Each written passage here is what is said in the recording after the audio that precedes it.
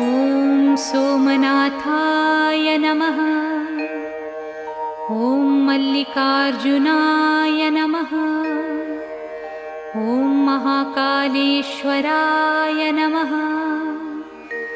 ॐ ओंकारेश्वराय नमः।